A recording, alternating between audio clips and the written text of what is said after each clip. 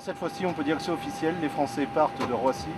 Le Trina 2013 débute à partir de maintenant.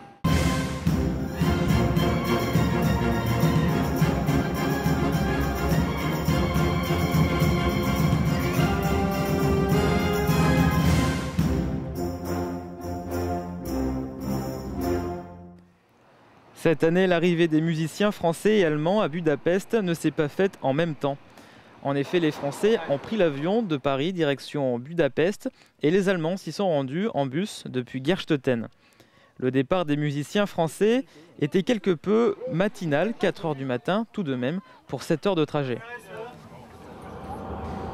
Tout juste le temps de finir sa nuit et de réviser son hongrois. Oszánlat, lébié. Oszánlat, legyen szíves. Oszánlat, légien kiresh. On va parler. J'espère qu'il parle anglais en tout cas. Ouais, t'espères quand même. Ouais, parce que sinon on est un peu mal foutu. Pendant ce temps-là, en Allemagne, les musiciens sont sur le départ. 12 heures de route les attendent pour la journée.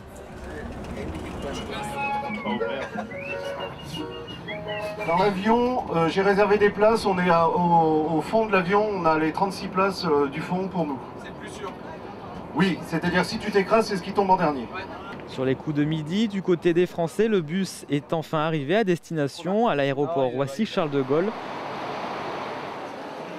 Tout juste le temps de manger et pour certains, d'appréhender un peu le vol à venir. Je stresse un petit peu, un peu normal, hein. Surtout le décollage qui va être stressant. Ouais, ça va bien se passer quoi, il fallait rien de... Oui, je sais, mais j'ai jamais eu l'habitude. On m'a toujours dit que ça se passe bien, mais je stresse quand même un petit peu, c'est normal. Portique passé, embarquement immédiat à bord du vol AF 1994 avec 2 heures de vol pour se rendre à Budapest.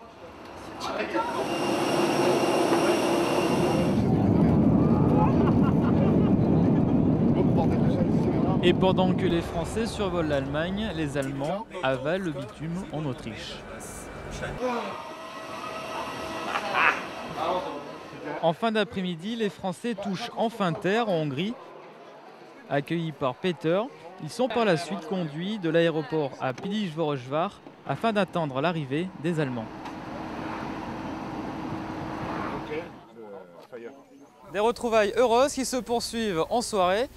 Et demain, retrouvez la suite de ce reportage avec la découverte des lieux et bien sûr les premières notes jouées par l'orchestre.